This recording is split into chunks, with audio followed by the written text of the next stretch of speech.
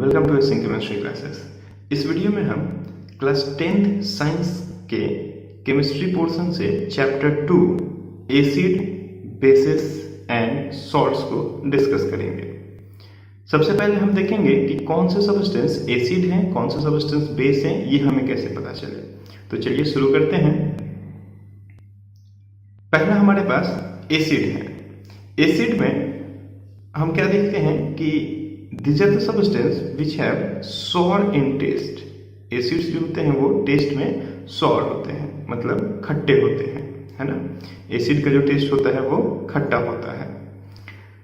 दूसरा पॉइंट हम लोग देखें, they turns blue litmus solution to red. ये बहुत ही इंपॉर्टेंट पॉइंट होता है। ये ब्लू लिटमस पेपर को अगर हम लोग एसिड में डालते हैं तो वो रेड हो जाता है, जैसे कि आप यहाँ पे देख पा रहे हैं। ब्लू लिटमस जो है वो रेड में कन्वर्ट हो जा रहा है, ठीक है। ये बहुत ही इंपॉर्टेंट पॉइंट होता है, इसको आप ध्यान में रखिएगा। तीसरा पॉइंट है कि they give H+ ion in aqueous solution. H+ ion in aqueous solution. अगर मेरे पास कोई भी एसिड है और उस एसिड को हम वाटर में डालते हैं, मतलब एक्वस सॉल्यूशन में, मतलब कि वाटर में डालते हैं, तो वहां पे क्या होगा, वो H+ आयन देगा। जैसे कि आप यहाँ पे इस चीज को देख रहे हो, यहाँ पे आप देख रहे हो ये H+ आयन रिलीज हो जा रहा है। HCl एसिड को जब हम वाटर में डाल रहे हैं तो वाटर में ये क्या हो जा रहा है, H+ और Cl- में ब्रेक डाउन कर जा रहा है। तो ये क्या करता है, H+ आयन देता है, ठीक है। जैसे कि आप यहाँ पे इस चीज को देख पा रहे हैं। और तीसरा जो इसका पॉइंट है वो है कि acids choroid metals. Acid choroid metal, मतलब कि अगर मेटल्स को हम एसिड के कांटेक्ट में लेकर के आते हैं तो मेटल्स में कोरोइड्स होने लगते हैं। मतलब मेटल्स में क्या हो जाएगा, गलने लगेगा, मेटल्स उसमें जंग लगने लगेगा, धीरे धीरे वो खराब होने लगता है, ठीक है। तो एसिड कोरोइड मेटल्स। यहाँ पे जो पॉइंट 3 है ये बहुत इंपॉर्टेंट होता है, आप इसको ध्यान में रखिएगा, ठीक है। तो एसिड्स को लेकर के हम लोग 4 पॉइंट्स अभी बात किए। एसिड जो है वो सॉर टेस्ट का होता है। सेकेंड क्या है, एसिड ब्लू लिटमस को रेड में कन्वर्ट कर देता है। थर्ड है कि एसिड अपने एक्वस सॉल्यूशन में H+ आयन को देता है। और फोर्थ है कि कभी भी कोई मेटल अगर एसिड के कांटेक्ट में आता है तो मेटल के अंदर कोरोइड होने लगता है, मेटल कोरोइड होने लगता है, ठीक है। फिर हम नेक्स्ट देखें इसके एग्जाम्पल्स के बारे में। एसिड्स के कुछ स्ट्रॉन्ग एसिड्स के एग्जांपल्स यहाँ पे दिए गए हैं। स्ट्रॉन्ग एसिड्स में जैसे hydrochloric acid like HCl, sulphuric acid मतलब H2SO4 होता है, नाइट्रिक एसिड HNO3 है, परक्लोरिक एसिड HClO4 है, ठीक है। ये जो एसिड्स होते हैं ये सब स्ट्रॉन्ग एसिड्स हैं। आप कैसे याद रखेंगे, आप हमेशा याद रखिएगा कि जो नॉन मेटल है, नॉन मेटल के ऑक्सी एसिड्स जो होते हैं वो स्ट्रॉन्ग एसिड्स होते हैं। नॉन मेटल के oxy acids, most of non metal के ऑक्सी एसिड्स स्ट्रॉन्ग एसिड्स होते हैं। फिर बात करें वीक एसिड्स को लेकर के, तो वीक एसिड्स क्या होते हैं, आप इसको ध्यान में रखिएगा कि ऑर्गेनिक एसिड्स, खास करके ऑर्गेनिक एसिड्स जो होते हैं ये वीक एसिड्स होते हैं, है ना। और H2CO3 होता है, ये भी वीक एसिड होता है। तो यहाँ पे देखें हम कि एसिटिक एसिड है, ऑक्जेलिक एसिड है, सिट्रिक एसिड है, ये सब एसिड्स जो ऑर्गेनिक एसिड्स हैं ये लोग वीक एसिड्स होते हैं। इसके अलावा और लाइक आपका H2CO3 है, ये भी वीक एसिड होता है ना। एक यहाँ पे हम बहुत ही कॉमन एग्जांपल देखें, जैसे कि हम देख पा रहे हैं कि मेरे पास लेमन है, ठीक है। लेमन है तो लेमन के अंदर में एक एसिड होता है जो होता है साइट्रिक एसिड। लेमन के अंदर में कौन सा एसिड होता है, लेमन के अंदर में साइट्रिक एसिड। ये जो एसिड है यहाँ पे ये लेमन के अंदर में होता है, लेमन के अंदर में साइट्रिक एसिड होता है, ठीक है। अब अगर हम यहाँ पे ये देखिए, ये ब्लू लिटमस है मेरा, कैसा लिटमस है, ब्लू लिटमस है। ब्लू लिटमस को जब हम लेमन के कांटेक्ट में लाते हैं तो देखिए ये ब्लू लिटमस का ये पार्ट आप देखिए, ये वाली पार्ट जो है ये लेमन जूस के कांटेक्ट में आती है और लेमन जूस में एसिड है। तो देखिए ये क्या हो जा रहा है, रेड लिटमस में कन्वर्ट हो जा रहा है, रेड कलर में कन्वर्ट हो जा रहा है ना, रेड कलर में कन्वर्ट हो जा रहा है। तो ब्लू लिटमस एसिड के कांटेक्ट में आने पे रेड कलर में कन्वर्ट हो जाती है, ठीक है। वो आप एक यहाँ पे एग्जाम्पल देख पा रहे हैं। तो स्ट्रॉन्ग एसिड्स और वीक एसिड्स के एग्जाम्पल्स आप ध्यान में रखिएगा, ठीक है। फिर हम बात करते हैं कुछ, जैसे यहाँ पे है आपका concentrated acid and diluted acids, ठीक है, concentrated acids and diluted acid. Concentrated acid वो एसिड्स होते हैं जहां पे एसिड का कंटेंट ज्यादा हो, मतलब कि एसिड का अमाउंट ज्यादा हो। यहाँ पे क्या होता है, कॉन्सेंट्रेशन ऑफ एसिड्स क्या होती है, एसिड ज्यादा होती है। यहाँ पे क्या होता है, कॉन्सेंट्रेशन ऑफ एसिड ज्यादा होता है, ठीक है। और वाटर जो होता है वो क्या होता है, वाटर जो होता है यहाँ पे वो क्या होता है, कम होता है, ठीक है। और दूसरे हाथ में हम बात करें, दूसरे साइड में वो है डाइल्यूटेड एसिड। डाइल्यूटेड एसिड क्या होता है, जहां पे कॉन्सेंट्रेशन ऑफ एसिड कम होता है, एसिड का कॉन्सेंट्रेशन यहाँ पे क्या होता है, कम होता है, ठीक है। और वाटर की जो कॉन्सेंट्रेशन होती है वो यहाँ पे बहुत ज्यादा होती है, ठीक है। तो जब हम काफी ज्यादा वाटर में थोड़ा सा एसिड लेते हैं तो डाइल्यूटेड एसिड बनता है। जब बहुत ज्यादा एसिड रखते हैं और उसमें लिटिल बिट ऑफ वाटर रखते हैं तो वो क्या होता है, कॉन्सेंट्रेटेड एसिड बनता है। हम इसको ऐसे भी बोल सकते हैं कि कॉन्सेंट्रेटेड एसिड में अगर हम वाटर डाल दें, कॉन्सेंट्रेटेड एसिड में हम क्या करते हैं, बहुत सारा वाटर डाल दें तो डाइल्यूटेड एसिड में कन्वर्ट हो जाता है, ठीक है। तो यार ध्यान रहेगा क्या होता है, कॉन्सेंट्रेटेड एसिड और क्या होता है, डाइल्यूटेड एसिड, ठीक है। चलिए फिर आगे हम बात करें बेसिस के बारे में। बेसिस होते हैं दीज आर द सब्सटेंस और this substance are bitter in taste, ये बीटर टेस्ट का होता है ना, बीटर टेस्ट का होता है, ठीक है, कड़वा टेस्ट होता है इसका। तो they turns red litmus solution to blue, ये बहुत इंपॉर्टेंट पॉइंट होता है, इसको आप ध्यान में रखिएगा। ये रेड लिटमस को ब्लू में कन्वर्ट कर देता है। एसिड क्या करता है, एसिड करता है ब्लू लिटमस को रेड में कन्वर्ट करता है, और बेस क्या करता है, ये रेड लिटमस को ब्लू में कन्वर्ट कर देता है, जस्ट उसका अपोजिट, ठीक है। जैसा कि आप यहाँ पे इस चीज को देख पा रहे हो, है ना, रेड लिटमस को क्या किया जा रहा है, ब्लू में कन्वर्ट कर दे रहा है जैसे ही हम उसको बेसिक सोल्यूशन में डालते हैं, ठीक है। और थर्ड पॉइंट है कि they give OH minus ion in aqueous solution, मतलब कि अगर हम किसी भी बेस को वाटर में डालते हैं तो वाटर में जाकर के वो हमको क्या देगा, वो हमको एक एक्वस सॉल्यूशन देगा, वो हमको एक OH माइनस आयन देगा। एक्वस सॉल्यूशन में क्या देगा, OH माइनस आयन देगा। जैसे कि आप यहाँ पे देख पा रहे हो कि मेरे पास NaOH एक बेस है, क्या है मेरे पास, यहाँ पे NaOH देखिए मेरे पास एक बेस है। इस बेस को जब हम वाटर के अंदर में डाल रहे हैं तो देखिए ये क्या दे रहा है हमको, OH माइनस दे रहा है। तो ये OH माइनस आयन है ना, हाइड्रोक्सी आयंस को देता है, ठीक है। तो हाइड्रोक्सी आयंस को बेसिस एक्वस सॉल्यूशन में रिलीज कर देते हैं।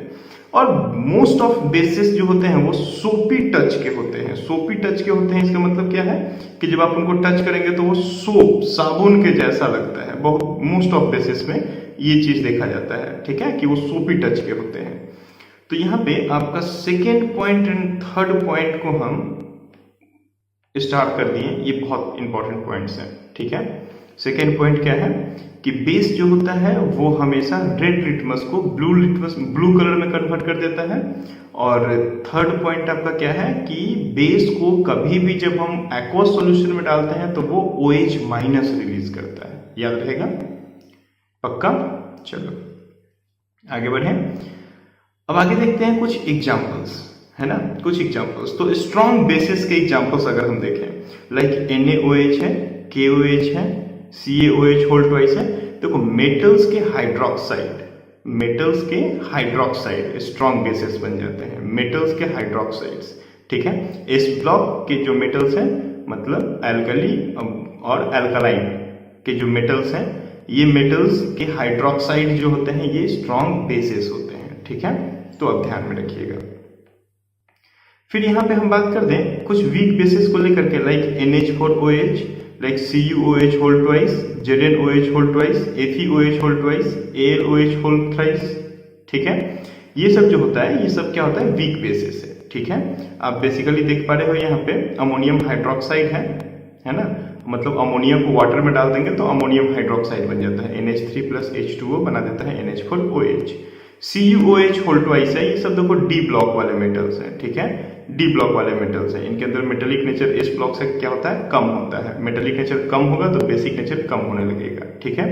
FeOH होल थ्राइस, ठीक है, AlOH whole thrice P block की तरफ चला गया, ठीक है।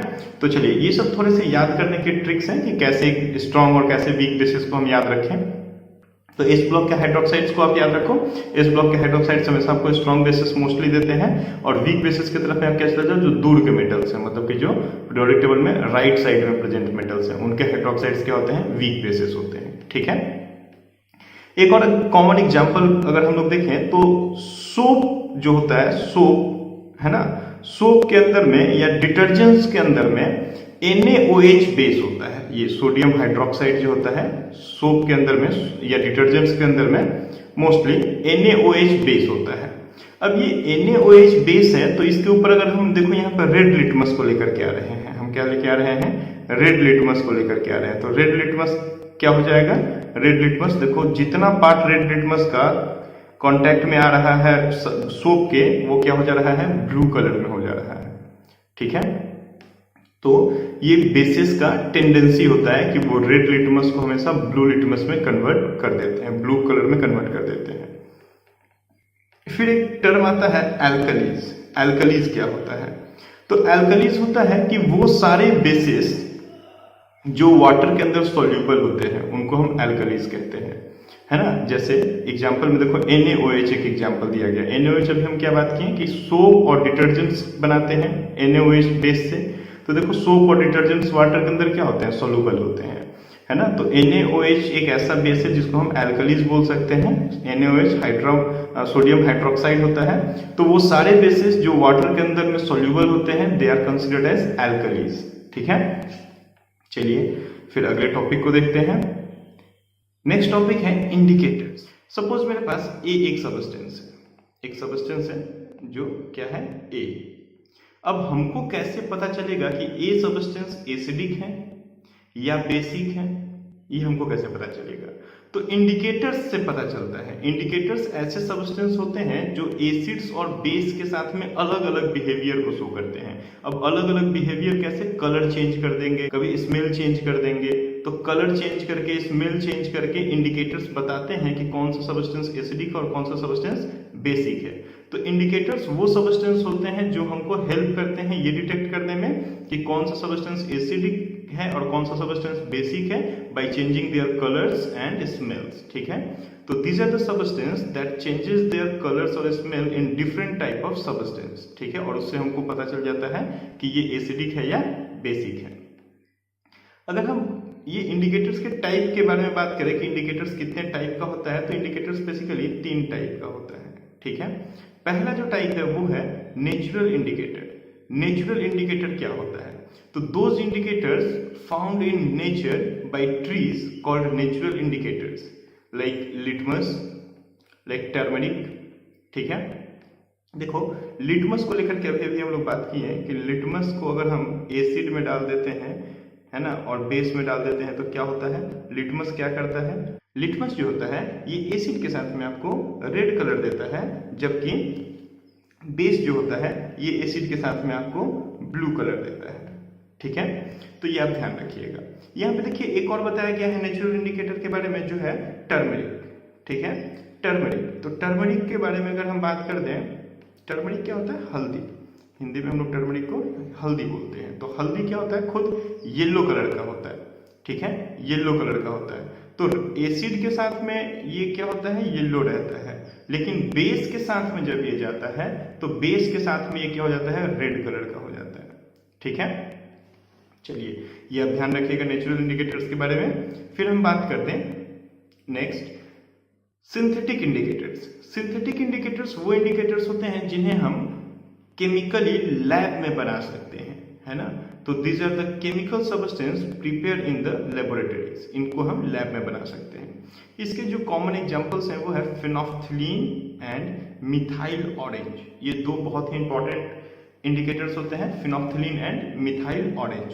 फिनोफ्थलीन को हम HPH से रिप्रेजेंट करते हैं, ये एक तरह का एसिडिक इंडिकेटर होता है, और वाटर के अंदर में ये खुद को आयोनाइज करता है, वाटर के अंदर में ये खुद को आयोनाइज करता है, और आयोनाइज करके एक कलरलेस H+ आयन देता है और एक पिंक कलर का एनायन देता है। ठीक है, तो देखिए आप यहाँ पे देख पा रहे हो कि HPH जो है, HPH क्या हो जा रहा है, HPH यहाँ पे एक H+ आयन दे रहा है जो कलरलेस होता है, और एक पिंक कलर का एनायन देता है। अब यहाँ पे एक ध्यान देने वाली बात क्या है कि ये खुद एक एसिडिक एनायन होता है, तो due to of common ion effect, जो आप आगे चल के समझ जाओगे कि कॉमन आयन इफेक्ट क्या होता है, due to of common ion effect phenolphthalein का आयोनाइजेशन नहीं होता है एसिड्स में, तो फिनोल्फ्थलीन का आयोनाइजेशन होता है बेसिस में। अब बेस में ही फिनोल्फ्थलीन ऐसे खुद को ब्रेक कर पाएगा H+ और pH- में, ठीक है। तो बेसिक सॉल्यूशन में ही वो क्या करेगा, pH- को बना पाएगा, मतलब कि वो पिंक सॉल्यूशन को शो कर पाएगा। कहां पे, सिर्फ बेसिक सॉल्यूशन में। एसिडिक सॉल्यूशन में ये ब्रेकडाउन ही नहीं होगा, ये जो ब्रेकडाउन देख रहे हैं ये ब्रेकडाउन होगा ही नहीं। तो एसिडिक सॉल्यूशन में जब ब्रेकडाउन नहीं होगा तो pH- नहीं बनेगा, और pH- बनेगा हमेशा कहां, बेसिक सॉल्यूशन में, क्योंकि ब्रेकडाउन कहां होना है, सिर्फ बेसिक सॉल्यूशन में। तो फिनोल्फ्थलीन जो होता है, ये फिनोल्फ्थलीन क्या हो जाता है, देखो बेस के तरफ में जाते हुए पिंक कलर का हो जाता है। बेस की तरफ जाते हुए क्या हो गया, ये देखिए पिंक कलर का हो गया, इसलिए बेस को हम पिंक कलर से ही लिखती हैं। और एसिड की तरफ में क्या रहता है, तो एसिड की तरफ में ये देखो कलरलेस रहता है ना। इधर क्या है, एसिडिक सॉल्यूशन है, तो एसिड की तरफ में एक कलरलेस होता है, जबकि बेस की तरफ में क्या होता है, बेस की तरफ में पिंक कलर का होता है। ध्यान रहेगी मेरी बात। फिनोल्फ्थलीन एक एसिडिक इंडिकेटर होता है जो बेस के अंदर में ही खुद को डिसॉल्व कर पाता है H+ और pH- में, और pH- बेस में ही बन पाता है, तो और pH- का जो कलर होता है वो पिंक होता है, तो बेस में ही ये पिंक कलर बन पाता है। इसीलिए कभी भी फिनोल्फ्थलीन को अगर हम बेसिक सोल्यूशन में डालेंगे तो बेसिक सोल्यूशन को ये क्या करेगा, पिंक कलर का कर देगा। लेकिन एसिड के अंदर में ये डिसॉल्व ही नहीं होगा, तो एसिड क्या रहेगा, कलरलेस रहेगा। क्लियर है मेरी बात, गुड।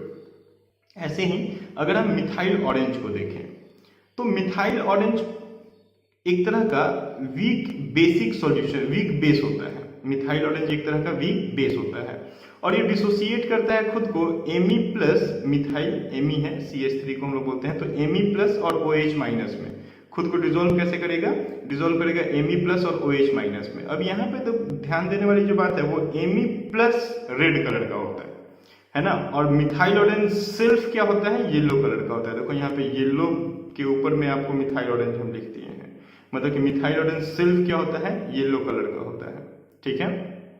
और ये जब डिसॉल्व करता है तो डिसॉल्व करता है तो Me+ और OH- बनाता है। अब Me+ जो बनता है ये रेड कलर का होता है, Me+ रेड कलर का होता है।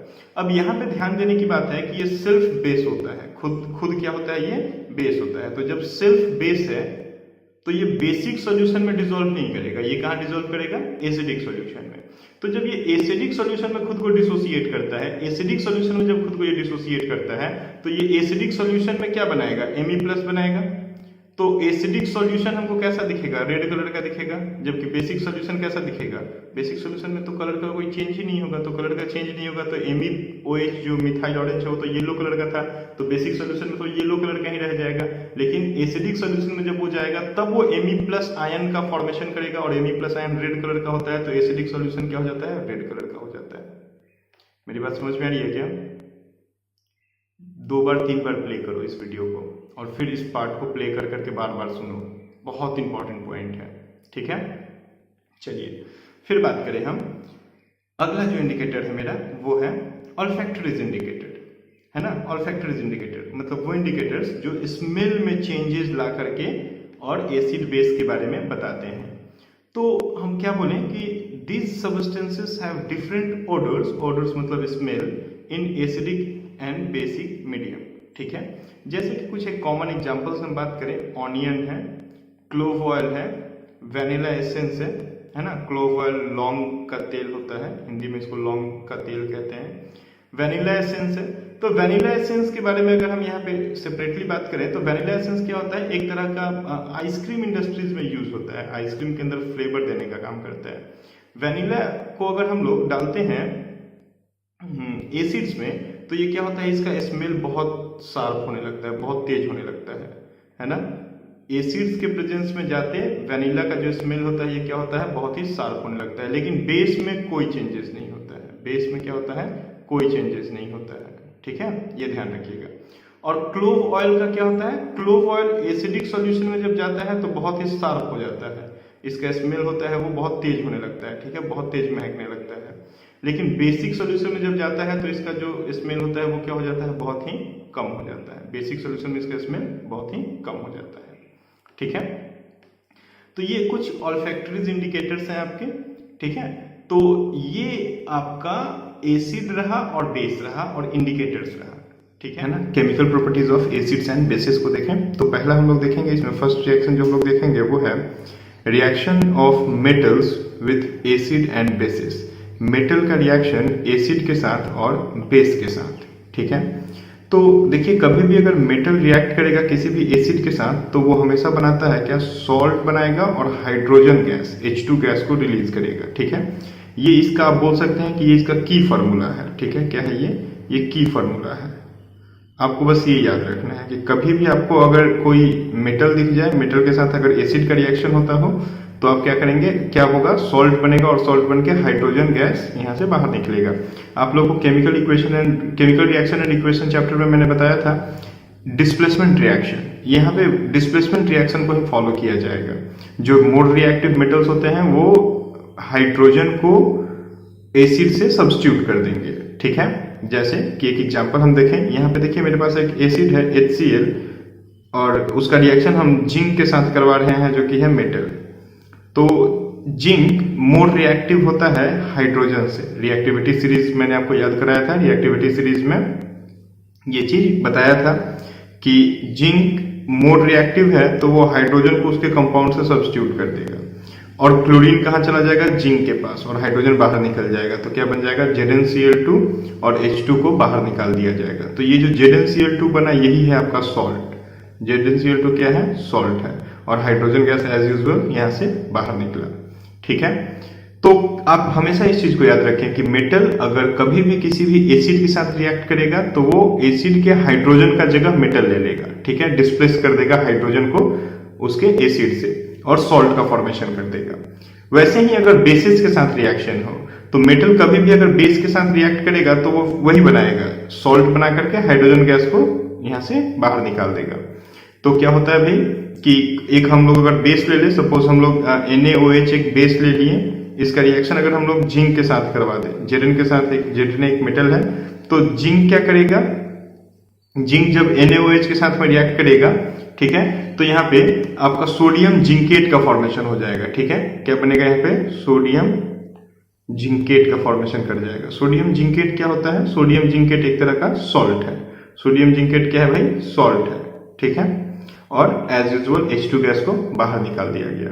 तो आपको याद रखना है कि एसिड हो या बेस हो, जब भी वो किसी भी मेटल के साथ रिएक्ट करेगा तो वो हमेशा क्या बनाएगा, सॉल्ट बनाएगा और H2 गैस को रिलीज करेगा।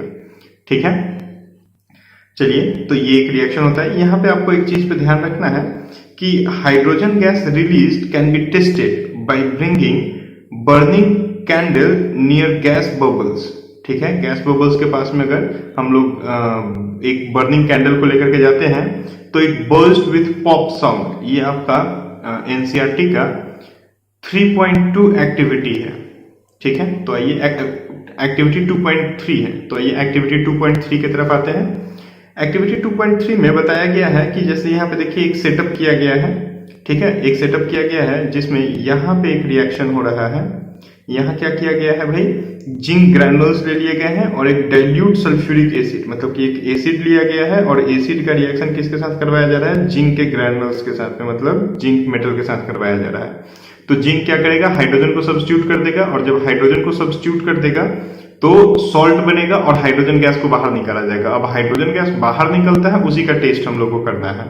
तो हम लोग क्या देख रहे हैं कि भाई यहाँ पे देखिए, यहाँ पे ये रिएक्शन हो रहा है और रिएक्शन होकर के इस ट्यूब के थ्रू हाइड्रोजन गैस बाहर निकल रहा है। हाइड्रोजन गैस जिस कंटेनर में बाहर निकल रहा है इसको सोपी सोल्यूशन कर दो, इसको थोड़ा सोप सोल्यूशन कर दो। ठीक है, सोपी नेचर का रखो। तो हाइड्रोजन गैस यहाँ से क्या हो जाएगा, सोप के अंदर जाएगा और वहां से बबल्स बन के बाहर निकलेगा। ठीक है, बबल्स बन के बाहर निकल रहा है। अब यहाँ इस बबल्स के पास में आप एक क्या कर दो, कैंडल लेकर के आ जाओ, एक बर्निंग कैंडल लेकर के आ जाओ। जब आप बर्निंग कैंडल लेकर के आओगे ना तो ये जो बबल्स हैं, ये बबल्स क्या हो जाएंगे, बर्स्ट होने लगेंगे, burning of hydrogen gas with the pop sound. Hydrogen gas वहां पे बर्न करने लगेगा पॉप साउंड के साथ में। ठीक है, तो ये आपका एक्टिविटी 2.3 में ये चीज बताया जाता है कि कभी भी अगर मेटल रिएक्ट करे किसी भी एसिड और बेस के साथ में तो जो हाइड्रोजन गैस निकलता है उस हाइड्रोजन गैस के एविडेंस को यहाँ पे चेक किया जाता है। ठीक है, चलिए आगे का टॉपिक देखते हैं। नेक्स्ट टॉपिक में बताया गया है कि reaction of metal carbonates and metal hydrogen carbonates with acid. Acid के साथ में मेटल कार्बोनेट्स का रिएक्शन या का मेटल बाइकार्बोनेट के साथ या हाइड्रोजन कार्बोनेट के साथ। देखिए मेटल हाइड्रोजन कार्बोनेट बोलिए या मेटल बाइकार्बोनेट बोलिए एक ही चीज होता है। हाइड्रोजन के लिए हम लोग BI बाई वर्ड यूज करते हैं, ठीक है। तो क्या होता है, reaction with metal carbonates and reaction with metal hydrogen carbonates, ठीक है। एसिड का रिएक्शन अगर करवाया जाए किसी भी मेटल के कार्बोनेट के साथ में या मेटल के हाइड्रोजन कार्बोनेट्स के साथ में, तो हमेशा क्या बनेगा, सॉल्ट बनेगा। और सॉल्ट बनने के साथ देखो यहाँ पे CO2 और H2O बाहर निकलता है, ठीक है। तो CO2 और H2O जो बाहर निकलता है ये H2CO3 के फॉर्म में बाहर निकलता है, ध्यान रखिएगा। ये किसके फॉर्म में बाहर निकलता है, H2CO3 के फॉर्म में। और ये H2CO3 फिर डिकम्पोज कर जाता है। डिकम्पोज कर जाता है कैसे, H2O प्लस CO2 में। तो हम लोग क्या बोलते हैं कि सॉल्ट बना और सॉल्ट के साथ H2CO3 बना जो तुरंत डिकम्पोज करके किसमें, H2O और CO2 में। तो सॉल्ट बनता है प्लस CO2 बनता है प्लस H2O बनता है। क्लियर है मेरी बात।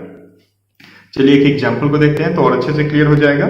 एग्जांपल में अगर हम आ जाए तो देखेंगे कि 2HCl एक एसिड मिला, रिएक्ट करने जा रहा है सोडियम कार्बोनेट के साथ में। ये क्या है भाई, सोडियम का कार्बोनेट है, ठीक है।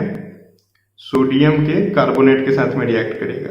तो जैसा कि हम डिस्प्लेसमेंट रिएक्शन के अकॉर्डिंग आपको बोल रहे हैं कि आप सोचिए, तो डिस्प्लेसमेंट रिएक्शन में हम लोग क्या करते हैं, जो मोर रिएक्टिव होगा वो लेस रिएक्टिव को सब्स्टिट्यूट कर देगा।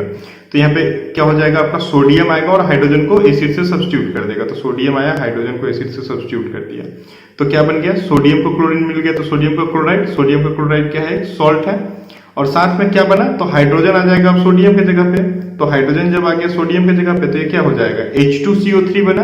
अब H2CO3 को लेकर के अभी हम लोग बात किए कि H2CO3 हमेशा ब्रेक कर जाता है कैसे, CO2 प्लस H2O में, ठीक है। तो ये डबल डिस्प्लेसमेंट रिएक्शन है ना, डबल डिस्प्लेसमेंट रिएक्शन के अकॉर्डिंग आपने सोचना है। यहाँ पे देखिए एक बाइकार्बोनेट के साथ में हम लोग रिएक्शन करवाते हैं, सोडियम हाइड्रोजन कार्बोनेट या सोडियम बाइकार्बोनेट के साथ अगर रिएक्शन हम लोग करवा दें तो क्या होगा, तो सोडियम बाइकार्बोनेट के साथ रिएक्शन करवाते हैं। तो यहां पे भी वही चीज होना है, सोडियम मोर रिएक्टिव जाएगा, H को सब्स्टिट्यूट कर देगा, डबल डिस्प्लेसमेंट रिएक्शन। और H आ जाएगा कहां पे, सोडियम की जगह पे। तो क्या बन जाएगा, सोडियम चला गया हाइड्रोजन की जगह पे तो HCl से NaCl बन गया। और यहाँ पे क्या बन गया, यहाँ पे आपका फिर से बाइकार्बोनेट बना, हाइड्रोजन का बाइकार्बोनेट बना, H2CO3 बन गया। और H2CO3 बन के यहाँ पे क्या आ गया भाई, आपका H2CO3 ब्रेक कर गया। और ब्रेक करके क्या बन गया, H2O प्लस CO2। मतलब H2CO3 जो था ये ब्रेक कर गया CO2 प्लस H2O में, ठीक है। चलिए तो ये आपको ध्यान में रखना है कि ऐसा होता है। इसके बाद अगला हम लोग बात करते हैं कि जो मेटल कार्बोनेट्स होते हैं या जो मेटल हाइड्रोजन कार्बोनेट्स होते हैं ये बेस के साथ रिएक्शन नहीं करते हैं। ये एक ध्यान देने की बात है यहाँ पे आपको कि एसिड का रिएक्शन मेटल कार्बोनेट्स या मेटल हाइड्रोजन कार्बोनेट्स के साथ होता है लेकिन बेस का रिएक्शन नहीं होता है। और एसिड रिएक्शन करके क्या बनाता है, तो एसिड रिएक्शन करके बनाता है आपका salt plus CO2 plus H2O। Clear है मेरी बात। चलिए आगे देखते हैं। फिर है कि जब ये रिएक्शन होता है, मेटल का कार्बोनेट्स के साथ रिएक्शन होता है तो CO2 बाहर निकलता है। तो अब वो CO2 जो बाहर निकलता है उसकी एविडेंस को चेक की जाती है कि CO2 बाहर निकल रहा है या नहीं, ठीक है। तो उसकी एविडेंस को कैसे चेक कर सकते हैं, तो CO2 can be tested by passing it through lime water. देखो लाइम वाटर के थ्रू पास करवा के देख सकते हैं। लाइम वाटर क्या होता है, लाइम वाटर होता है CaOH, कैल्शियम हाइड्रोक्साइड को हम लोग लाइम वाटर कहते हैं। तो कैल्शियम हाइड्रोक्साइड जो होता है ये खुद कलरलेस होता है। ध्यान देने की जो बात है वो ये है कि कैल्शियम हाइड्रोक्साइड कलरलेस होता है। और वहां से कंटेनर से क्या हो रहा है, CO2 बाहर निकल रहा है। तो CO2 के साथ में आप कैल्शियम हाइड्रोक्साइड का रिएक्शन करवा दीजिए तो ये तुरंत बन जाएगा क्या, कैल्शियम कार्बोनेट। कैल्शियम का क्या बन जाएगा, कार्बोनेट। और कैल्शियम कार्बोनेट क्या होता है, ये मिल्की होता है। मिल्की मतलब व्हाइट कलर का होता है, ठीक है। तो देखिए ये colourless calcium hydroxide gets converted to white coloured और मिल्की कलर्ड, ठीक है, कैल्शियम कार्बोनेट। और H2O बाहर निकाल दिया गया, ठीक है। तो इससे क्या होता है कि इससे हम लोग को ये पता चलता है कि भाई CO2 बाहर निकला है, ठीक है। अब अगर CO2 कम बाहर निकल रहा है या ज्यादा बाहर निकल रहा है, एक्सेस में वहां से CO2 इवॉल्व हो रहा है या less amount of CO2 evolve हो रहा है, ये इसको भी हम लोग यहाँ पे टेस्ट कर सकते हैं। कैसे टेस्ट कर सकते हैं? अगर CO2 यहाँ पे एक्सेस अमाउंट में बाहर निकल रहा है तो क्या हो जाएगा, ये जो आपका CaCO3 और H2O बना, अगर CO2 और ज्यादा निकला तो वो CO2 आकर के इसके साथ रिएक्ट कर जाएगा, ये CaCO3 प्लस H2O के साथ रिएक्ट कर जाएगा। तो हम क्या देखते हैं, CaCO3 प्लस H2O के साथ में और CO2 अगर बाहर निकला है तो निकल जाएगा। ये CO2 कहां से आ रहा है? अगर रिएक्शन में एक्सेस CO2 आ रहा है तो, ठीक है। तो ये जब इसके साथ रिएक्ट कर जाएगा तो अभी इसका कलर कैसा हो गया था? इसका कलर हो गया था मिल्की ना, इसका कलर मिल्की या व्हाइट हो गया था। अब CO2 अगर और एक्सेस आ गया तो उसके साथ क्या रिएक्ट कर जाएगा, और रिएक्ट करके क्या बना देगा? ये बना देगा आपका कैल्शियम का हाइड्रोजन कार्बोनेट, कैल्शियम का हाइड्रोजन कार्बोनेट या कैल्शियम का बाइकार्बोनेट बन जाएगा, जो कि क्या होता है? कलरलेस होता है। तो देखो ये कलरलेस से मिल्की कलर में आया। अब ध्यान दीजिएगा, ये कलरलेस से मिल्की कलर में आया और मिल्की कलर से फिर से क्या बन गया? ये कलरलेस बन गया। ठीक है, क्लियर है मेरी बात? देखिए कलरलेस था, रिएक्ट किया CO2 के साथ में, जब लेस अमाउंट में CO2 था तो ये मिल्की कलर या व्हाइट कलर का आपका कैल्शियम कार्बोनेट बन गया। और अगर CO2 और ज्यादा था तो उस एक्सेस CO2 के साथ में रिएक्ट किया और रिएक्ट करके क्या बन गया? कैल्शियम हाइड्रोजन कार्बोनेट बन गया। ठीक है, और कैल्शियम हाइड्रोजन कार्बोनेट कलरलेस होता है। तो पहले कलरलेस था, कलरलेस से ये कलर्ड बना और कलर्ड से फिर ये क्या हो गया? आपका कलरलेस बन गया। ठीक है, चलिए, तो ये एक एविडेंस होता है जिससे पता चलता है कि हाँ भाई वहां पे CO2 रिलीज हो रहा है। तो ये एक एविडेंस होता है जिससे ये पता चलता है कि हाँ वहां पे CO2 रिलीज हो रहा है। ठीक है, चलिए फिर बात करें कि reaction of acid and bases with each other. Reaction of acid and bases, acid और बेस आपस में रिएक्शन कर रहे हैं। तो कभी भी एसिड और बेस जब आपस में रिएक्शन करते हैं तो इस रिएक्शन को हम लोग न्यूट्रलाइजेशन रिएक्शन कहते हैं, दोनों एक दूसरे को न्यूट्रलाइज कर देते हैं। ठीक है, तो क्या होता है कि एसिड प्लस बेस अगर आपस में रिएक्शन करते हैं तो सॉल्ट प्लस वाटर का फॉर्मेशन करते हैं। ये आपका की रिएक्शन होगी, आपको याद रखना है। की रिएक्शन आपने हमेशा याद रखना है, ठीक है, कि रिएक्शन क्या हो रहा है। तो acid plus base salt plus water बनेगा और इस रिएक्शन को हम लोग क्या कहते हैं? न्यूट्रलाइजेशन रिएक्शन, क्योंकि दोनों एक दूसरे को कैंसिल कर देते हैं। तो न्यूट्रलाइजेशन रिएक्शन क्या होता है? न्यूट्रलाइजेशन रिएक्शन होता है कि reaction of acid with bases is called neutralisation reaction. ठीक है, एसिड बेस का कहीं भी रिएक्शन हो रहा है तो न्यूट्रलाइजेशन रिएक्शन कहते हैं। जैसे कि एग्जांपल हम देख लें, यहाँ पे देखिए कि एसिड है HCl जो कि NaOH सोडियम हाइड्रोक्साइड एक बेस के साथ में रिएक्ट कर रहा है। तो यहाँ पे क्या हो जाएगा? Double displacement reaction. कभी भी न्यूट्रलाइजेशन रिएक्शन हो रहा हो तो आपको डबल डिस्प्लेसमेंट रिएक्शन फॉलो करवा देना है। तो ये क्या हो जाएगा? ये यहाँ पे आ जाएगा और ये यहाँ पे आ जाएगा। ठीक है, तो ये अब करवा दो, तुरंत क्या बन जाएगा भाई? NaCl plus H2O। तो NaCl क्या हो गया? आपका सॉल्ट हो गया और H2O क्या हो गया? वाटर है। एज यूजुअल जैसे यहाँ पे बात किया गया कि वाटर निकलेगा सॉल्ट के साथ में। ठीक है, तो ये होता है न्यूट्रलाइजेशन रिएक्शन। ओके, चलिए आगे बात करते हैं। नेक्स्ट है reaction of metallic oxides with acid. देखिए मेटेलिक ऑक्साइड्स की बात किया जा रहा है। ठीक है, तो मेटेलिक ऑक्साइड्स क्या होते हैं? मेटल्स जो होते हैं वो बेसिक नेचर के होते हैं। ठीक है, मेटल्स बेसिक नेचर के होते हैं। तो मेटेलिक ऑक्साइड कैसा होगा? मेटेलिक ऑक्साइड आपका बेसिक नेचर का है। तो बेसिक नेचर का है। अब देखिए यहाँ पे सीधा सीधा सा तब आपको एक कॉन्सेप्ट लगाना है कि बेसिक नेचर का रिएक्शन अगर एसिड के साथ में होगा तो क्या होगा? कभी भी बेसिक बेस का रिएक्शन एसिड के साथ में होता है तो क्या होता है? Salt plus water. तो यहाँ पे भी वही चीज है कि कोई भी मेटेलिक ऑक्साइड मतलब बेस है एक तरह का, तो बेस है, उसका रिएक्शन एसिड के साथ हो रहा है तो सॉल्ट प्लस वाटर निकलना है और कुछ नहीं सोचना है, एकदम बहुत सिंपल है। ठीक है, तो यहाँ पे हम लोग क्या देखते हैं? एक मेटेलिक ऑक्साइड। अब पहले आप कीजिए मेटेलिक ऑक्साइड होता क्या है। तो मेटेलिक ऑक्साइड में क्या होता है? कोई भी एक मेटल और एक ऑक्सीजन, मेटल के साथ जब ऑक्सीजन कंबाइन हो जाता है तो जो कंपाउंड बनता है उसको मेटेलिक ऑक्साइड कहते हैं। जैसे कि यहाँ पे देखो मैग्नीशियम एक मेटल है, उसके साथ ऑक्सीजन आके लग गया तो MgO बन गया, मैग्नीशियम ऑक्साइड। एक तरह का क्या है? मैग्नीशियम का ऑक्साइड, मेटेलिक ऑक्साइड है। कैल्शियम के साथ ऑक्सीजन आके लग गया तो क्या बन गया? Calcium oxide. कैल्शियम ऑक्साइड क्या है? एक तरह का मेटल का ऑक्साइड है तो मेटेलिक ऑक्साइड है। ठीक है, तो मेटेलिक ऑक्साइड क्या होता है? किसी भी मेटल के साथ एक ऑक्सीजन आके लग गया तो मेटेलिक ऑक्साइड होता है। ठीक है, तो मेटेलिक ऑक्साइड बेसिक नेचर का है और उसका रिएक्शन एक एसिड के साथ हो रहा है तो ये क्या बनेगा? हमेशा सॉल्ट। आपको क्या करना है? सिर्फ डबल डिस्प्लेसमेंट रिएक्शन के बारे में सोचना है और कुछ नहीं सोचना है। ठीक है, ये देखो यहाँ पे दोनों हाइड्रोजन यहाँ पे आ जाएगा और कैल्शियम यहाँ पे आ जाएगा। तो कैल्शियम को क्या मिल गया? 2 क्लोरीन मिल गया, तो कैल्शियम अपना क्लोराइड बना दिया, CaCl2 बना दिया, कैल्शियम क्लोराइड बन गया। ये एक तरह का सॉल्ट होता है और साथ में एज यूजुअल वाटर को निकल जाना है। तो देखो आपका क्या बन गया भाई कि एक बेसिक कंपाउंड, एक बेसिक नेचर का कंपाउंड रिएक्ट किया एक एसिड के साथ में, तो क्या फॉर्म करेगा? सॉल्ट के साथ वाटर एज यूजुअल। ठीक है, बस आपको यही याद रखना है और कुछ भी याद नहीं रखना है। अब मेटालिक ऑक्साइड्स का रिएक्शन बेस के साथ नहीं हो सकता, क्योंकि बेस का रिएक्शन बेस के साथ नहीं होता है। बेस का रिएक्शन एसिड के साथ होगा, एसिड का रिएक्शन बेस के साथ होगा, लेकिन एसिड का रिएक्शन एसिड के साथ नहीं हो सकता, बेस का रिएक्शन बेस के साथ नहीं हो सकता। तो यहाँ पे भाई मेटालिक ऑक्साइड का रिएक्शन जो है वो एसिड के साथ हो सकता है, बेस के साथ नहीं हो सकता, क्योंकि दोनों ही फिर क्या हो जाएगा? बेसिक नेचर का हो जाएगा। ओके, ठीक है। नेक्स्ट हम लोग देखते हैं कि all acids have in common. Acids में क्या कॉमन होता है? जितने भी एसिड्स होते हैं वो अपने आप में क्या कॉमन रखते हैं? तो बेसिकली दो चीजें कॉमन होती है। पहली क्या होती है कि all acids have H+ ion. सारे एसिड्स के पास H+ आयन होता है। कोई भी आप एसिड देख लो, लाइक आप HCl देख लो, लाइक आप H2SO4 देख लो, लाइक आप HNO3 देख लो, लाइक आप H3PO4 देख लो, है ना, लाइक आप HClO4 देख लो, कोई भी आप एसिड देख लो, उस एसिड के पास क्या होगा? हाइड्रोजन सबके पास होगा। नंबर में ज्यादा या कम, लेकिन हाइड्रोजन सबके पास होना ही है। ठीक है, तो हाइड्रोजन, तो all acids have H+ ion in common. दूसरा हम लोग क्या देखते हैं कि acid produces H+ ion in solution.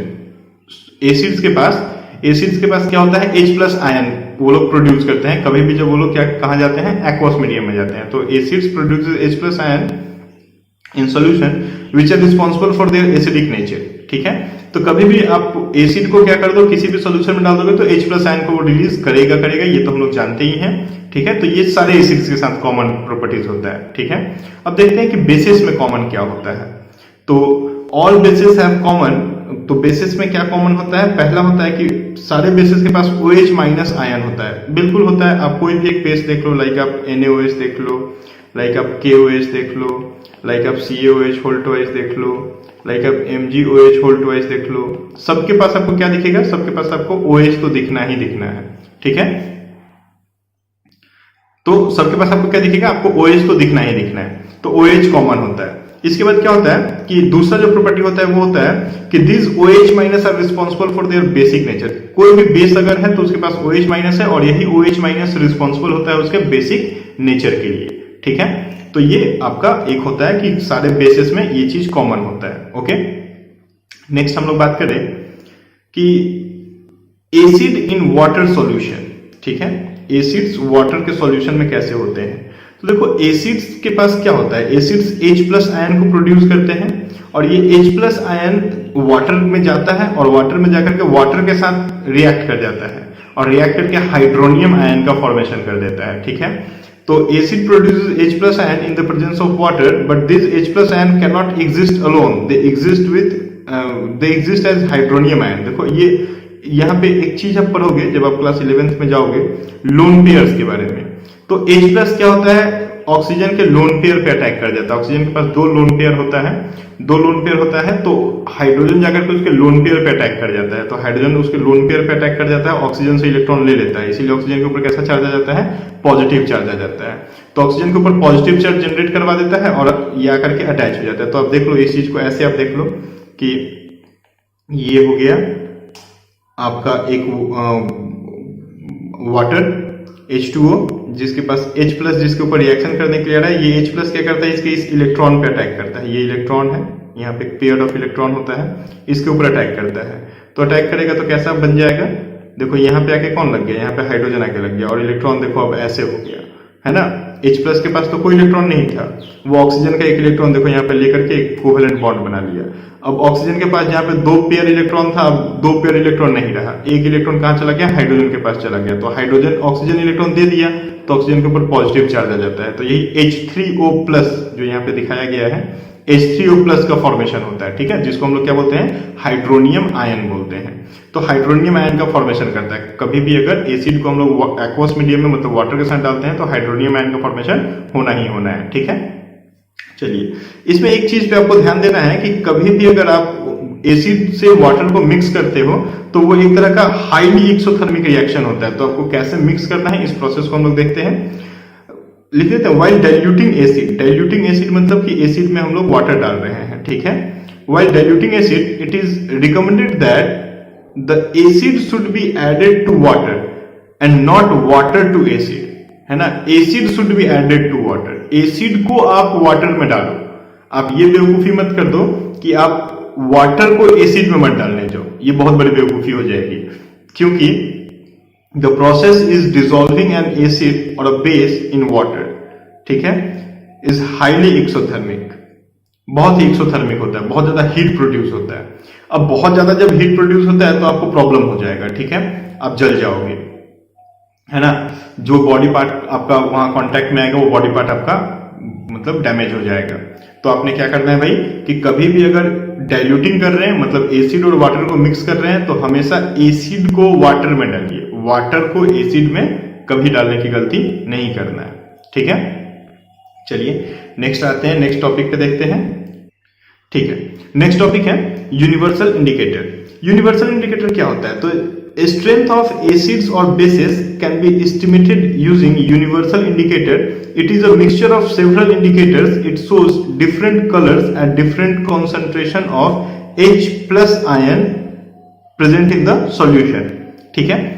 Universal indicator एक तरह का इंडिकेटर होता है जो बहुत सारा एसिड और बेसिस से मिलकर के बनाया जाता है, बहुत सारे कंपाउंड से मिलकर के बनाया जाता है, मिक्सचर ऑफ सेवरल इंडिकेटर्स होता है, जिसको हम पीएच बेसिकली बोल देते हैं। पीएच स्केल है, ये क्या है, एक तरह का पीएच स्केल होता है। इससे हम लोग हाइड्रोजन आयन के कॉन्सेंट्रेशन को अलग अलग मीडियम में मेजर कर सकते हैं। यूनिवर्सल इंडिकेटर के हेल्प से हम हाइड्रोजन आयन के कॉन्सेंट्रेशन को अलग अलग मीडियम में, अलग अलग सॉल्यूशंस में हाइड्रोजन आयन के कॉन्सेंट्रेशन को यूनिवर्सल इंडिकेटर के यूज से मेजर कर सकते हैं, ठीक है।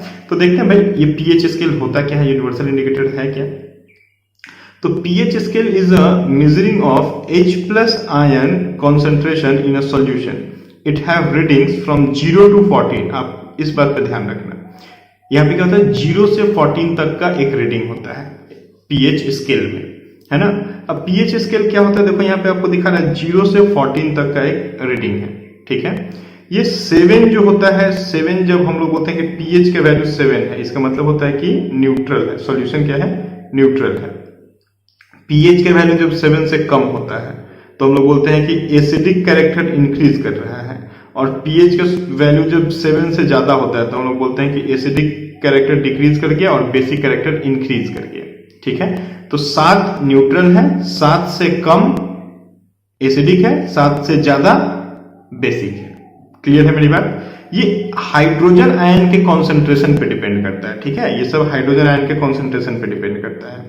तो यहाँ पे आप देखोगे कि यहाँ पे हाइड्रोजन आयन का कॉन्सेंट्रेशन सबसे ज्यादा होता है, ये 10⁻⁻0 होता है, 10⁻⁻1 होता है, 10⁻⁻2 होता है, 10⁻⁻3 होता है, -4, 10⁻⁵, 10⁻⁶, 10⁻�7। देखो ये ऐसा होता है, ये हाइड्रोजन आयन का कॉन्सेंट्रेशन है, यहाँ पे हाइड्रोजन आयन का कॉन्सेंट्रेशन। अब हाइड्रोजन आयन का कॉन्सेंट्रेशन आप उस अकॉर्डिंग यहाँ पे देखो क्या हो जाएगा, 10⁻⁻14 रहेगा, यहाँ पे 10⁻⁻13 रहेगा। तो इस साइड में आपको क्या दिख रहा है कि हाइड्रोजन आयन का कॉन्सेंट्रेशन बहुत कम है, 10⁻⁻14, -13 ऐसा है, और इस साइड में क्या है, हाइड्रोजन आयन का कॉन्सेंट्रेशन बहुत ज्यादा है, ठीक है, यहाँ पे 10⁻⁻1, -2 है। तो इस साइड में हाइड्रोजन आयन का कॉन्सेंट्रेशन जहाँ पे ज्यादा होगा वहां पे हम क्या बोलेंगे, एसिडिक की स्ट्रेंथ ज्यादा है। जहाँ पे हाइड्रोजन आयन का कॉन्सेंट्रेशन कम है वहां पे एसिडिक स्ट्रेंथ कम है, क्योंकि हाइड्रोजन आयन का कॉन्सेंट्रेशन ही तो बताता है कि एसिडिक है या बेसिक है। ज्यादा हाइड्रोजन आयन का कॉन्सेंट्रेशन तो एसिडिक, कम हाइड्रोजन आयन का कॉन्सेंट्रेशन तो बेसिक। तो यहाँ पे देखो इस साइड में हमको क्या दिख रहा है कि इस साइड में H+ आयन का कॉन्सेंट्रेशन जो है वो क्या हो रहा है, इंक्रीज कर रहा है। तो एसिडिक कैरेक्टर क्या हो जाएगा, इंक्रीज करेगा, एसिडिक कैरेक्टर क्या हो जाएगा, इंक्रीज करेगा। इस साइड में जाते हुए हाइड्रोजन आयन का कॉन्सेंट्रेशन क्या हो रहा है, डिक्रीज कर रहा है। तो डिक्रीज कर रहा है तो बेसिक कैरेक्टर क्या हो जाएगा, बेसिक कैरेक्टर आपका इंक्रीज करेगा, एसिडिक कैरेक्टर डिक्रीज करेगा। बस यही होता है, ठीक है। चलो इसके बाद हम लोग एक और बात करते हैं पीएच को लेकर के, जो होता है कि pH 7 है तो न्यूट्रल है, pH लेस देन 7 है तो एसिडिक है, और pH मोर देन 7 है तो बेसिक है, ठीक है। जैसे कि अभी हम आपको बताएं हाइड्रोजन आयन के कॉन्सेंट्रेशन को लेकर के, तो देखो यहाँ पे बता दिया गया है, कोई भी एक जब सॉल्यूशन होता है, कोई भी एक एसिड होता है या बेस होता है, तो उसके पास H+ आयन भी होता है, OH- आयन भी होता है। जो एसिड होता है उसके पास H+ आयन का कॉन्सेंट्रेशन ज्यादा होता है। जैसे देखो यहाँ पे दिखाया गया है, ये ब्लू वाला जो लाइन दिख रहा है ना, ब्लू वाला जो आपको सेट दिख रहा है, ये ब्लू वाला सेट आपको H+ आयन का कॉन्सेंट्रेशन बता रहा है, और ये जो व्हाइट वाला सेट आपको यहाँ पे दिख रहा है, ये व्हाइट वाला सेट जो आपको दिख रहा है, ये व्हाइट वाला सेट आपको क्या बता रहा है, OH- आयन का कॉन्सेंट्रेशन बता रहा है। तो अब देखिए पीएच से जब आप इस साइड में बढ़ते हैं, पीएच से जब आप पीएच स्केल में जब आप 7 से 14 की तरफ जाते हैं, तो देखिए व्हाइट सेट ज्यादा है, और देखिए आपका जो ये है ब्लू सेट है वो कम होते जा रहा है। तो ब्लू सेट कम होते जा रहा है और व्हाइट सेट बढ़ते जा रहा है, तो मतलब OH- आयन का कॉन्सेंट्रेशन इस साइड में बढ़ रहा है, और H+ आयन का कॉन्सेंट्रेशन देखिए यहाँ पे क्या बताया जा रहा है कि H+ आयन का कॉन्सेंट्रेशन आपका कम हो रहा है। देखो ये H+ आयन का कॉन्सेंट्रेशन देखो धीरे धीरे नैरो होते चला जा रहा है, कम होते चला जा रहा है ना, और OH- का कॉन्सेंट्रेशन बढ़ता चला जा रहा है। तो बस आपको कॉन्सेंट्रेशन वाली चीज पे ध्यान रखना, अभी जो हम लोग बात किए, ठीक है। ये जो इमेज है उसी चीज को इंडिकेट कर रहा है, ठीक है। ये देखो, ये एक तरह का डिवाइस होता है, ठीक है। ये एक तरह का डिजिटल डिवाइस होता है जिससे हम लोग पीएच के कॉन्सेंट्रेशन को मेजर कर पाते हैं। जैसे देखो यहाँ पे पीएच का वैल्यू एक जगह 4.4 बताया है, तो ये एक डिजिटल डिवाइस है। बेसिकली आरओ वाले जो होते हैं ना, वाटर वाले जो आते हैं घर पे एक्वागार्ड लगाने के लिए, उन लोगों के पास ये चीज होता है। आरओ वालों के पास रहता है, वो लोग वाटर का एसिडिक स्ट्रेंथ, बेसिक स्ट्रेंथ को मेजर करते हैं इस डिजिटल मशीन से, ठीक है। चलिए, तो ये हो गया आपका ऑल अबाउट पीएच। देन हम लोग बात करते हैं importance of pH in everyday life. Importance of pH in everyday life, हम लोग के डेली लाइफ में पीएच का क्या इंपॉर्टेंस है, ठीक है। तो कुछ एक, तो चलिए देखते हैं क्या क्या इंपॉर्टेंस है। पहला इंपॉर्टेंस है कि plants and animals are pH sensitive. Plants और एनिमल्स जो होते हैं वो पीएच सेंसिटिव होते हैं। They need specific pH to their healthy growth, है ना। हर एक प्लांट और एनिमल्स का जो ग्रोथ होता है वो एक स्पेसिफिक पीएच के अंडर में होता है। तो वो पीएच का वैल्यू जब बहुत अच्छा रहेगा तो उनका ग्रोथ काफी अच्छा होता है, ठीक है। तो ये हम लोग एक चीज जानते हैं कि भाई, एक चीज हम लोग देखते हैं कि पीएच का रेंज अगर प्रॉपर मिलेगा तो किसी भी प्लांट और एनिमल का ग्रोथ प्रॉपर वे में होगा, ठीक है। दूसरा हम लोग देखते हैं pH of our stomach is about 1 और 2। कभी भी जब हम लोग कोई खाना इनहेल करते हैं, खाना जब हम लोग लेते हैं, तो हम लोग के स्टोमेज में HCl प्रोड्यूस होता है, ठीक है। हम लोग का स्टोमेज क्या करता है, HCl प्रोड्यूस करता है, HCl एसिड को प्रोड्यूस करता है। अब HCl एसिड को प्रोड्यूस करता है तो पीएच का वैल्यू क्या हो जाएगा, 7 से कम होने लगता है। और प्रोबेबली ये देखा जाता है 1 और 2 है, लेकिन ये देखा जाता है 1.5 से 3.5 के बीच में। पीएच का रेंज क्या होता है, 1.5 से 3.5 के बीच में हम लोग का स्टोमेज का रेंज होता है, ठीक है। वो टाइम टू टाइम वेरी करता है। खाना लेने के 5 मिनट बाद, आधे घंटे बाद, 2 घंटे बाद, खाना लेने के 5 घंटे बाद, ऐसा ये डिपेंड करता है, ठीक है। जब लेते हैं तब काफी ज्यादा होता है, धीरे धीरे कम होने लगता है, ठीक है। चलो, इसके बाद क्या है कि pH causes tooth decay when pH of our mouth is lower than 5.5। देखो, हम लोग जानते हैं कि जब हम लोग खाना खाते हैं तो हम लोग का जो फूड सप्लीमेंट्स होता है वो क्या होता है, माउथ में चारों तरफ टीथ में बैठ जाता है, ठीक है। तो हम लोग को बोला जाता है कि उसको ब्रश करके हटा दो। अगर हम उसको ब्रश करके नहीं हटाएंगे तो वो फूड सप्लीमेंट्स क्या करेगा, यहाँ पे जमा रहेगा टीथ के ऊपर में, और टीथ के ऊपर में जमा रहेगा तो वो लोग क्या कर देगा, वहां पे एसिड बनाने लगेगा। जब वहां पे एसिड बनने लगेगा तो पीएच का वैल्यू जो होगा, वो पीएच का वैल्यू क्या हो जाएगा, 7 से कम हो जाएगा। हम लोग का बॉडी जो होता है वो 7 के आसपास का पीएच रखता है, 7 to 7.5 का पीएच रखता है। जब उससे कम होने लगेगा तो पीएच का वैल्यू बढ़ने लगेगा। जब पीएच का वैल्यू बढ़ने लगेगा तो हम लोग का क्या हो जाएगा, टूथ जो है वो डीके करने लगेगा, दांत हम लोगों का खराब हो जाएगा। इसीलिए बोला जाता है कि खाना खाने के बाद तुरंत संग संग ब्रश कर दो, है ना, ठीक है। तो डेली ब्रश किया करो, नहीं तो टूथ डीके हो जाएगा, ओके। और पीएच का एक एक्सपेरिमेंट तुम्हारे ऊपर भी हो जाएगा, तो गिनी पिग मत बनो, ब्रश करो। इसके बाद when the pH of rain is less than 5.6 it is called acid rain। अगर जो बारिश होती है तो सुने होंगे एसिड रेन होता है। तो एसिड रेन में जो पीएच होता है वो क्या होता है, 5.6 होता है, ठीक है। 5.6 से कम होता है। जब बारिश के पानी का हम लोग पीएच अगर मेजर करते हैं 5.6 से कम है तो हम लोग बोलते हैं कि एसिड रेन है, और एसिड रेन हम लोग के लिए क्या होता है, हार्मफुल होता है। तो एसिड रेन में नहीं जाना चाहिए, ठीक है। इसके बाद self defence of animals. Animals कुछ सेल्फ डिफेंस में यूज करते हैं। तो एनिमल्स जैसे कि मान लो एक बी ले लो, ठीक है। तो एक बी है या एंट है, ठीक है, एंट ले लो या बी ले लो। तो बी क्या या एंट जब हम लोग को काटते हैं, जब हम लोग को बाइट करते हैं, तो अपने स्टिंग को क्या करते हैं, हमारे मसल्स में छोड़ देते हैं। हमारे मसल्स के अंदर में स्टिंग को वो लोग डाल के छोड़ देते हैं, टूट जाता है उन लोगों का स्टिंग। और वहां उन लोगों के स्टिंग से ना फॉर्मिक एसिड या मिथानोइक एसिड रिलीज होना शुरू करता है ना। क्या रिलीज करता है, मिथानोइक एसिड। और मिथानोइक एसिड या फॉर्मिक एसिड रिलीज होता है जो हम लोग के मसल्स में रिएक्ट करना शुरू करता है। और मसल्स में जब रिएक्ट करता है तो हम लोग को बहुत दर्द होता है। तो देखो, जब भी बी बाइट करता है तो हम लोग को काफी पेन होता है ना। थोड़ी देर बाद क्या होता है, मिथानोइक एसिड हम लोग के मसल्स में आने लगता है, और मसल्स में आता है तो हम लोग को बहुत ज्यादा दर्द होता है, क्योंकि उसका पीएच वैल्यू क्या होता है, काफी कम होता है, ठीक है। मतलब वो बहुत ज्यादा एसिडिक होता है, ठीक है। तो this is all about the chemical behaviours of acid and bases. ठीक है, तो हम लोग सॉल्ट देखेंगे। सॉल्ट क्या होता है? सॉल्ट एक तरह का आयनिक कंपाउंड होता है जो neutralisation reaction of acids and bases से बनता है। ठीक है, कभी भी अगर कोई भी एसिड और बेस आपस में रिएक्ट करता है तो वो सॉल्ट और वाटर का फॉर्मेशन करता है और इसी को हम न्यूट्रलाइजेशन रिएक्शन कहते हैं। तो हम क्या देखते हैं कि salt is an ionic compound formed in neutralisation reaction. देखिए, न्यूट्रलाइजेशन रिएक्शन से बनता है। न्यूट्रलाइजेशन रिएक्शन को हम लोगों ने कुछ पहले बात किया था।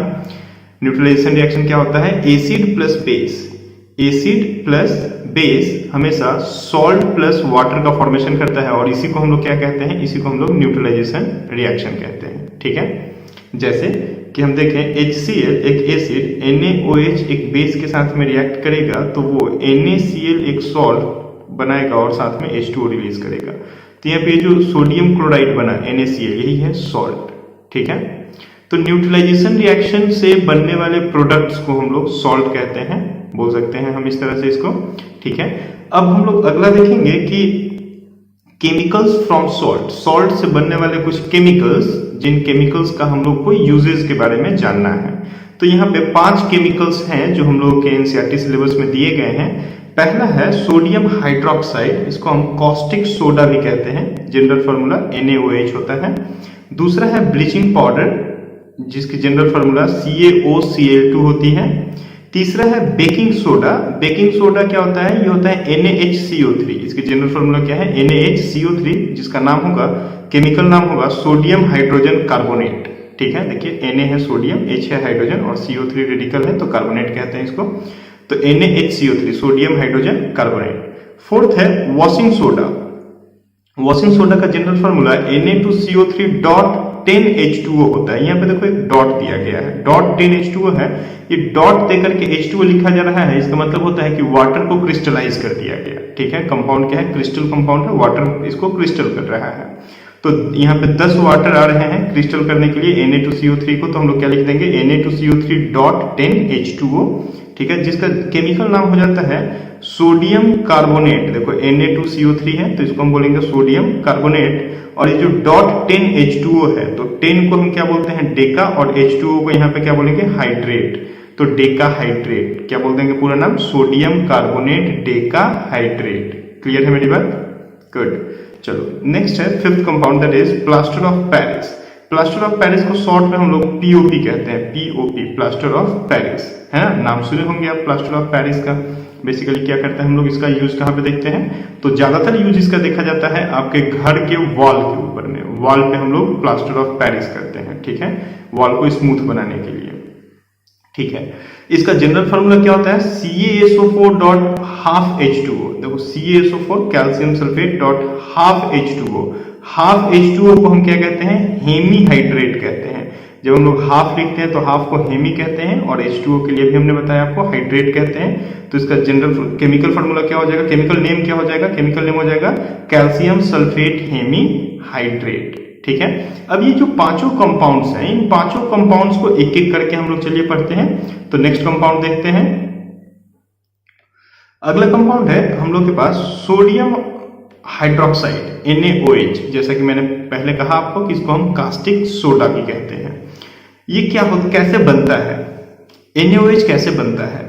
तो when electricity is passes through an aqueous solution of NaCl, देखिए इलेक्ट्रिसिटी को जब हम लोग पास करवाते हैं from the aqueous solution, aqueous solution समझते हैं जहाँ पे वाटर रहे, है ना?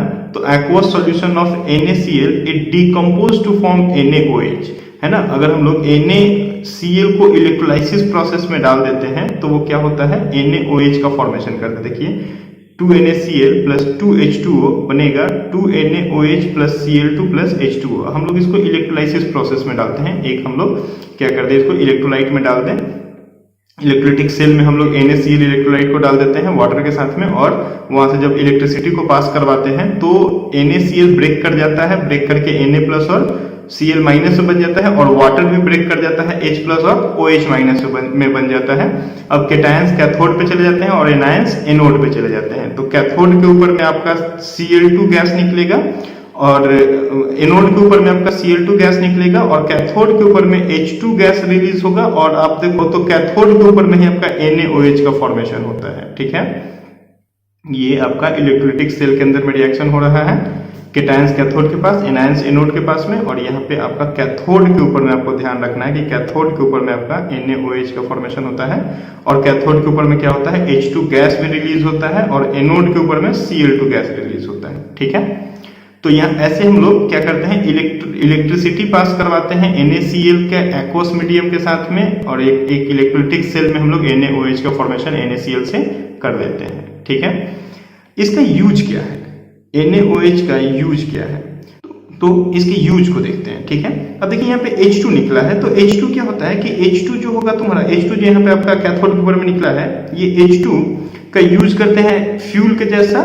ठीक है, फ्यूल के जैसा हम लोग इसको यूज करते हैं। दूसरा जो होता है Cl2 रिलीज हुआ है एनोड के ऊपर में, तो Cl2 का यूज हम लोग कहाँ करते हैं, वाटर ट्रीटमेंट में करते हैं, PVC बनाने में करते हैं, या CFCs बनाने में करते हैं। आपका वाटर के ट्रीटमेंट में हम लोग Cl2 का यूज करते हैं, PVC पॉलीविनाइल क्लोराइड जो होता है आपका पाइप वाइप जो आता है PVC का, उसको बनाने में करते हैं। CFC ये होता है क्लोरोफ्लोरोकार्बन, तो यहाँ पे भी देखो एक C, ये C होता है क्लोरो, तो यहाँ पे क्लोरीन का यूज करते हैं क्लोरोफ्लोरोकार्बन्स बनाने में। ठीक है, तो H2 का यूज देखे, Cl2 जो यहाँ पे रिलीज हुआ कैथोड के ऊपर में, उसका यूज देखे। अब कैथोड के ऊपर में NaOH यूज हुआ था, तो NaOH का यूज हम लोग करते हैं कहां पे, इसको हम लोग यूज करते हैं मेटल्स को ग्रीसिंग करने में, डीग्रीसिंग करने में, मेटल्स को डीग्रीसिंग करने में। ठीक है, सोप्स बनाने में, डिटर्जेंट्स बनाने में, पेपर मेकिंग इंडस्ट्रीज में। ठीक है, NaOH का यूज हम कहां करते हैं, मेटल्स को डीग्रीसिंग करने में, सोप्स एंड डिटर्जेंट्स बनाने में, पेपर मेकिंग इंडस्ट्रीज में, इन सब जगहों पे NaOH का यूज किया जाता है। ये जो Cl2 plus NaOH combines use as bleaching fabrics, combine use as bleach fabrics। ठीक है, ये Cl2 प्लस NaOH जब आपस में रिएक्ट करता है तो ये क्या बना देता है, ये बना देता है NaOCl प्लस NaCl। ठीक है, प्लस H2O का फॉर्मेशन करता है। तो आप ध्यान देंगे कि NaOCl जो होता है ये क्या होता है, ये भाई आपका ब्लीच फैब्रिक्स का काम करता है। ठीक है, चलिए, तो ये this is all about NaOH। Then अगला कंपाउंड हम लोग देखें वो है ब्लीचिंग पाउडर। ठीक है, नेक्स्ट कंपाउंड हम लोग का क्या है, ब्लीचिंग पाउडर, जिसकी केमिकल फार्मूला क्या होती है, CaOCl2। ठीक है, आप याद रखिएगा इसका केमिकल फार्मूला। इसमें हम बात करें कि it is produced by the action of chlorine on dry slagged lime. आपका ये स्लैग्ड लाइम क्या होता है, ये होता है CaOH होल ट्वाइस। ठीक है, आपको याद रखना है CaOH होल ट्वाइस का रिएक्शन अगर हम लोग Cl2 के साथ में करवा देते हैं तो क्या बनता है, आपका ब्लीचिंग पाउडर का फॉर्मेशन होता है, CaOCl2 का फॉर्मेशन होता है। देखिए यहाँ पे केमिकल रिएक्शन दे दिया गया है। केमिकल रिएक्शन में क्या है, Cl2 plus CaOH whole twice. ठीक है, ये क्या बन जाता है आपका, आपस में एक्शन करके ये बन जाता है CaOCl2 प्लस H2O। तो ये आपका ब्लीचिंग पाउडर देखिए यहाँ पे बन गया। ठीक है, तो ब्लीचिंग पाउडर का प्रिपरेशन आप देख लीजिए। ब्लीचिंग पाउडर का प्रिपरेशन कैसे करेंगे हम लोग, तो ड्राई स्लैग्ड लाइम को जब हम लोग रिएक्शन करवा देते हैं क्लोरीन के साथ में, तो ये दोनों आपस में रिएक्ट करके और क्या बना देते हैं, ब्लीचिंग पाउडर का फॉर्मेशन करते हैं। क्लियर, चलिए नेक्स्ट हम देखते हैं इन कंपाउंड्स का यूज क्या है ना, ब्लीचिंग पाउडर का यूज क्या है। तो ब्लीचिंग पाउडर का पहला यूज जो होता है वो होता है कि कॉटन और लिनन इंडस्ट्रीज में इसको यूज किया जाता है। ठीक है, टेक्सटाइल्स में इसको यूज किया जाता है कॉटन्स और लिनन को ब्लीच करने के लिए, है ना, कॉटन और लिनन को ब्लीच करने में इसका यूज किया जाता है। पहला सबसे अच्छा इसका यूज देखा गया। दूसरा क्या है कि वुड पल्प को ब्लीच करने में, है ना, इन पेपर इंडस्ट्रीज। तो पेपर फैक्ट्रीज में जहां से हम लोग क्या करते हैं, लकड़ी से हम लोग पेपर्स को बनाते हैं। अब जो लकड़ी के पल्प्स होते हैं, वुड्स के जो पल्प्स होते हैं, उन पल्प्स को ब्लीच किया जाता है, और ब्लीच करने में हम लोग ब्लीचिंग पाउडर का यूज करते हैं। ठीक है, थर्ड हम लोग बात करते हैं as oxidising agent in chemical industries. Bleaching powder जो होता है इसके अंदर ऑक्सीडाइजिंग नेचर होता है, ये सामने वाले कंपाउंड को ऑक्सीडाइज करके सेल्फ रिड्यूस हो सकता है। तो ये ऑक्सीडाइजिंग एजेंट के जैसा अच्छा एक्ट करता है, तो फिर हम इसको केमिकल इंडस्ट्रीज में क्या करते हैं, ऑक्सीडाइजिंग एजेंट के जैसा भी यूज कर सकते हैं। और साथ ही साथ डिसइंफेक्टेंट ऑफ ड्रिंकिंग वाटर को डिसइंफेक्ट करने में भी इसको यूज में लाया जाता है। जहां पे बड़े बड़े से टैंक्स होते हैं जो हम लोग के सोसाइटीज में वाटर सप्लाई करते हैं स्ट्रीट्स में, तो वहाँ पे जो बड़े टैंक्स होते हैं उन बड़े टैंक में वाटर को ब्लीच कर दिया जाता है ताकि वाटर में कोई भी तरह का इन्फेक्शन नहीं हो। ठीक है, तो वहाँ पे भी ब्लीचिंग पाउडर का यूज किया जाता है। नेक्स्ट कंपाउंड हम लोग बात करें, दैट इज बेकिंग सोडा। ठीक है, बेकिंग सोडा।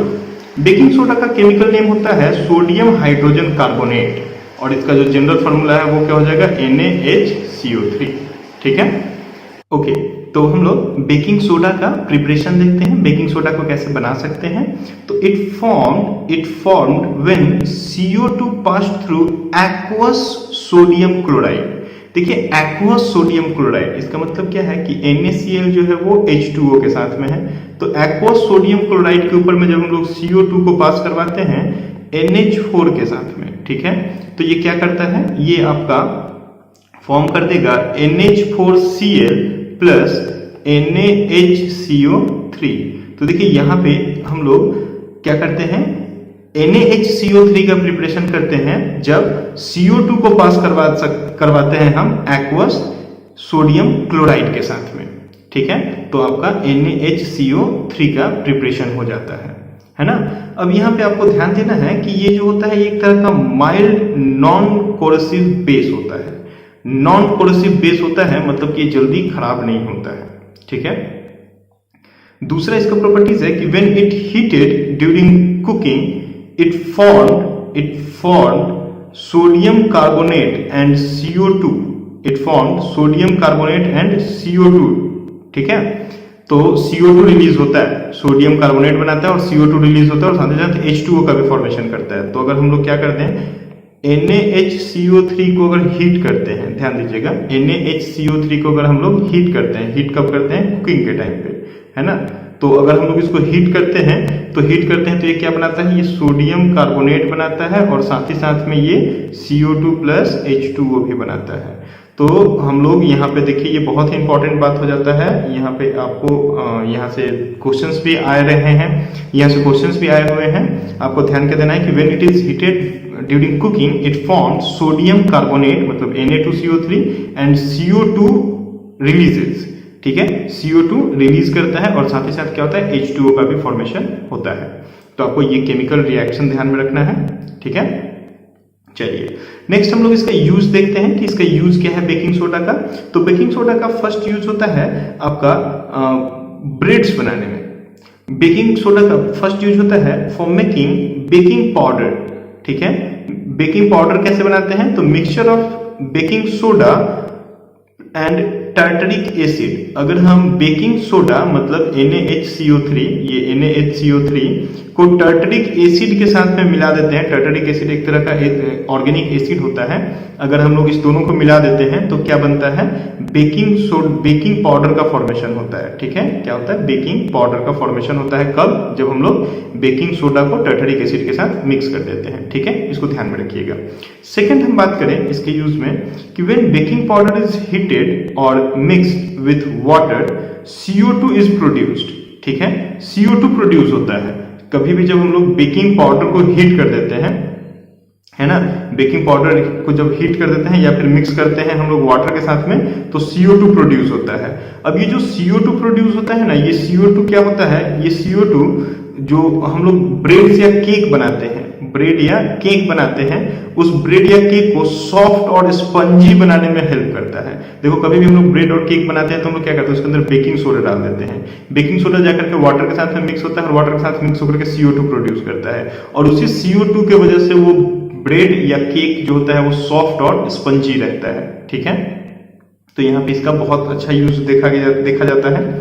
देन क्या है कि ये एंड एसिड्स इंग्रेडिएंट के जैसा एक्ट करता है, acts as an ingredient in antacid. देखो, एंट एसिड क्या होता है, एंट एसिड होता है कभी भी जब हम लोग ज्यादा कुछ खा लेते हैं तो हम लोग के स्टोमच में एसिडिटी हो जाता है।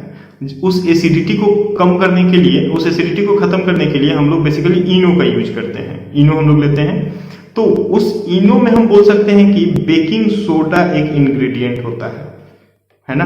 वो इनो में बेकिंग सोडा भी होता है।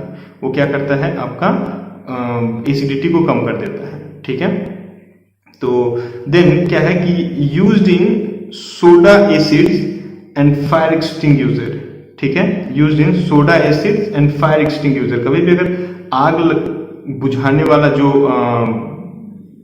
केमिकल्स हम लोग यूज करते हैं, आग बुझाने के लिए जो हम लोग यूज करते हैं, है ना, तो फायर एक्सटिंग्यूशर उसको बोलते हैं। उसके अंदर में क्या होता है, उसके अंदर में बेकिंग सोडा होता है। फायर एक्सटिंग्यूशर में बेकिंग सोडा क्यों होता है, क्योंकि बेकिंग सोडा CO2 प्रोड्यूस करता है, और CO2 क्या होता है, CO2 आपका आग को बुझाने में हेल्प करता है, ठीक है। तो इसीलिए हम क्या करते हैं, फायर एक्सटिंग्यूशर में बेकिंग सोडा का यूज किया जाता है ना। तो ये सब ध्यान में रखिएगा, ठीक है। तो this is all about the baking soda. Now next compound is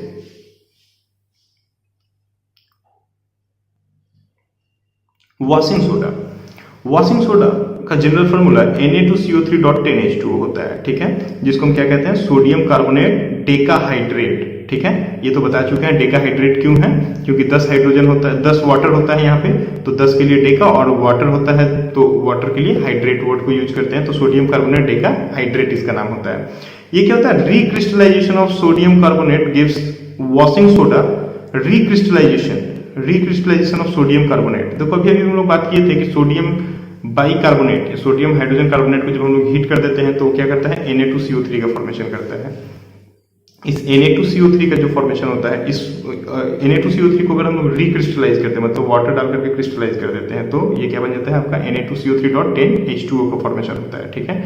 तो हम लोग रिक्रिस्टलाइजेशन करवा देते हैं वाटर के साथ में, तो आपका क्या बन जाता है, ये जो Na2CO3 होता है, ये Na2CO3 फटाफट क्या बन जाता है आपका, फटाफट आपका वॉशिंग सोडा बन जाता है, ठीक है।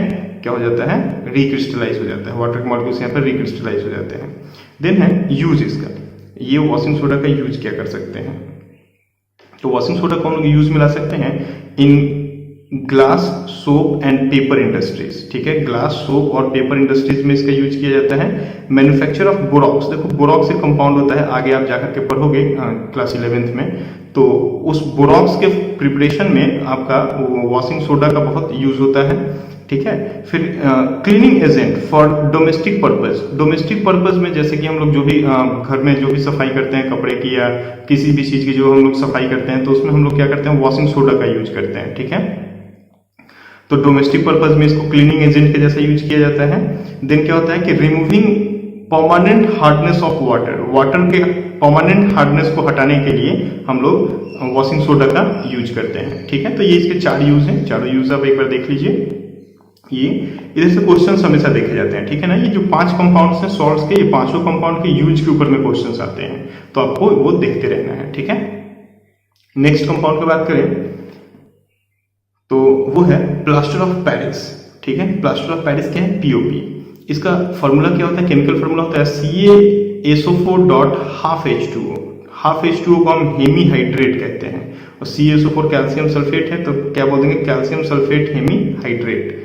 ये क्या होता है, ये होता है कि जिप्सम एक कंपाउंड है, देखो जिप्सम एक कंपाउंड होता है ना। जिप्सम क्या होता है, बहुत ही एक हार्ड कंपाउंड होता है, बहुत ही टफ कंपाउंड होता है।